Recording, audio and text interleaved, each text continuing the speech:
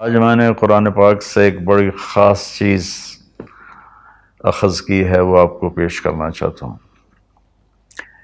انسان کے علاوہ جتنی مخلوق ہے سب تعلیم یافتہ ہے۔ انہیں یہ پتہ ہے ہمارا بنانے والا کون ہے، انہیں یہ پتہ ہے ہماری بندگی کیا ہے۔ کلٌ قد علم صلاتہ و تسبیحہ، ہر شے کو پتہ ہے میں نے بندگی کیسے کرنی ہے، اللہ کو یاد کیسے کرنا ہے۔ تو یہ آیت بڑی خوبصورت ہے پوری کائنات کو بتانے کے لیے کہ ایک پتھر کو بھی پتہ ہے کہ میرا رب کون ہے اور میری بندگی کیا ہے، میری نماز کیا ہے۔ وَإِن مِّن شَيْءٍ إِلَّا يُسَبِّحُ بِحَمْدِهِ، یہ اس سے بھی زیادہ طاقتور ہے مفہوم کے لحاظ سے آیت کہ کائنات میں ایک ریت کے ذرے سے لے کر ہمالیہ پہاڑ تک کوئی چیز ایسی نہیں جو اللہ کو یاد نہ کرتی ہو۔ لیکن انسان جاہل پیدا ہوتا ہے، اس لیے آپ حیران ہوں گے بڑے بڑے پڑھے لکھے مفکر سائنسدان وہ ایتھیسٹ ہیں، ان کو یہ بھی نہیں پتا کہ ہمارا بنانے والا کون ہے، ہماری زندگی کا مقصد کیا ہے، ہماری زندگی کا راستہ کیا ہے۔ وَأَنَّ هَذَا صِرَاطِي مُسْتَقِيمًا، اللہ تعالیٰ نے فرمایا یہ ہے میرا بتایا ہوا سیدھا راستہ۔ کہاں سے ملے گا؟ قرآن سے ملے گا، اور تو کہیں سے بھی نہیں ملے گا۔ تو ہمیں سیکھنا پڑتا ہے، اور سیکھنے کے لیے سب سے پہلے قرآن ہے۔ ہم شوق رکھیں قرآن کے سیکھنے کا، قرآن کو پڑھنے کا، قرآن کا ترجمہ پڑھنے کا۔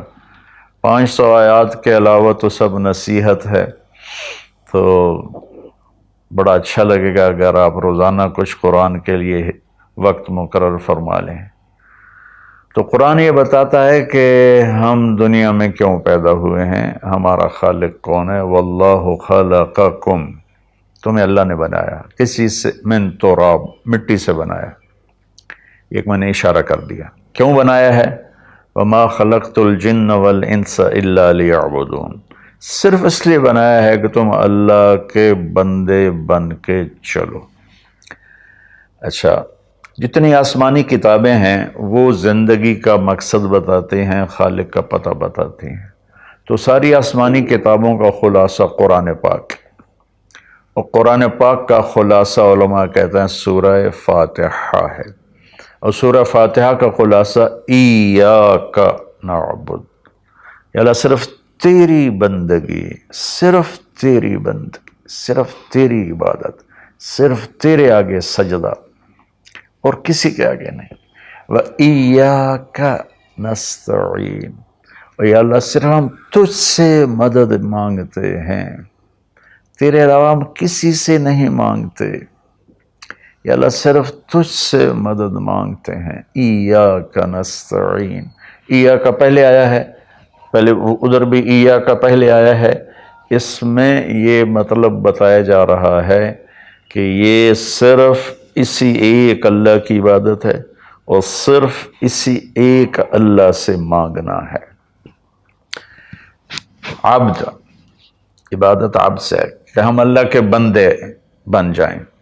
تو ایک جگہ اللہ نے تعارف کرایا ہے کہ میرے بندوں میں تمہیں بتاؤں کہ میرے بندے کون ہیں۔ ویسے تو سارے اسی کے بندے ہیں، وما خلقت الجن والانس، انسان جنات سب کو اللہ نے پیدا کیا، لیکن اللہ تعالیٰ فرماتا ہے کہ مجھ سے تعلق جن کا ہے اور جنہیں میں کہہ سکتا ہوں کہ یہ ہیں میرے بندے، تو وہ سورہ فرقان میں ہے صرف 12 باتوں کی، 12 باتیں جس مرد عورت میں ہوں گی اللہ اس پہ مہر لگائے گا کہ میرا ہے۔ جب میرا ہے تو پھر اللہ تعالیٰ اس کے ساتھ معاملہ خاص کرے گا نا۔ تو اللہ تعالیٰ کہتا ہے میرے بندو، میرا دین تو بہت بڑا ہے، 12، یہ 5 انگلیاں 10 اور یہ 2 12، کہ 12 باتیں اپنے اندر پیدا کر لو، تم میرے بنو گے۔ پھر جو تمہاری طرف ہاتھ اٹھے گا اس سے میں کاٹوں گا، جو پاؤں اٹھے گا اس سے میں توڑوں گا، جو آنکھ اٹھے گی اس سے میں پھوڑوں گا۔ تو پہلے میرے بنو تو صحیح۔ وہ کیا ہیں؟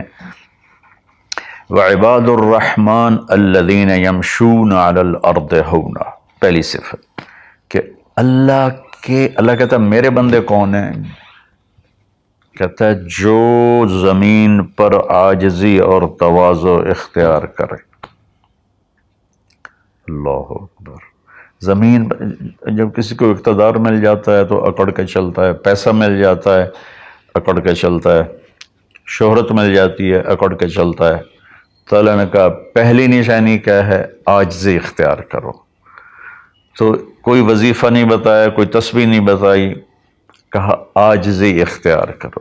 اپنی حیثیت کو یاد رکھو کہ اول نطفہ ہوں، آخر ایک مردار ہوں، کچھ عرصے کے بعد چند مٹھی مٹی ہوں، اور پھر اللہ مجھے کھڑا کرے گا تو اس دن دیکھا جس کی نیکیاں بڑھیں گی تو وہ عزت دار ہے، جس کی گھٹ گئیں وہ ذلیل و خوار ہے۔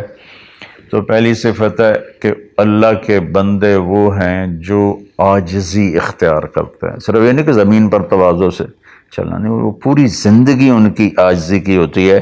سورہ لقمان میں ہے کہ لا تمش فی الارض مرحا، بیٹا اکڑ کے کبھی نہ چلنا، انک لن تخرق الارض ولن تبلغ الجبال طولا، کہ تو نہ تو پہاڑوں سے اوپر قد لے جا سکتا ہے، نہ ایڑی مار کے زمین پھاڑ سکتا ہے۔ تو ایک میں مختصر بیان کرتا ہوں، تواضع۔ دوسری تواضع سے جڑی ہوئی بات ہے کہ تواضع کا پتہ کب چلے گا؟ وہ دوسری صفت ہے وَإِذَا خَاطَبَهُمُ الْجَاهِلُونَ قَالُوا سَلَامًا۔ سبحان اللہ۔ جب ان سے کوئی، یہاں جاہلون سے مراد ان پڑھ نہیں، جاہلون سے مراد ہے زیادتی کرنے والا۔ وَأَعُوذُ بِكَ مِنْ أَنْ أَجْهَلَ أَوْ يُجْهَلَ عَلَيَّ، یا اللہ میں پناہ چاہتا ہوں کوئی میرے اوپر زیادتی کرے یا میں کسی پر زیادتی کروں۔ یہاں جہالت سے مراد ہے زیادتی کرنے والا، بدتمیزی کرنے والا۔ تو وہ کیا کرتے ہیں؟ قالوا سلاما، وہ یہ نہیں کرتے کہ اس سے کتنے لوگ قطع تعلق مراد لیتے، باجی السلام علیکم، تو ڈرا ہو رے سا ڈرا ہو رے۔ تو میرا اللہ یہ نہیں کہہ رہا، میرا اللہ کہہ رہا جب ان سے کوئی غلط گفتگو کرتا ہے، غلط معاملہ کرتا ہے، بدتمیزی کرتا ہے، تو وہ آگے تمیز کے ساتھ بات کرتے ہیں، وہ غصے سے بپھر نہیں جاتے، وہ اس کے لہجے میں بات نہیں کرتے، وہ ٹھنڈے مزاج کے ساتھ اللہ اس کے رسول کو سامنے رکھ کر وہ بات کرتے ہیں۔ دو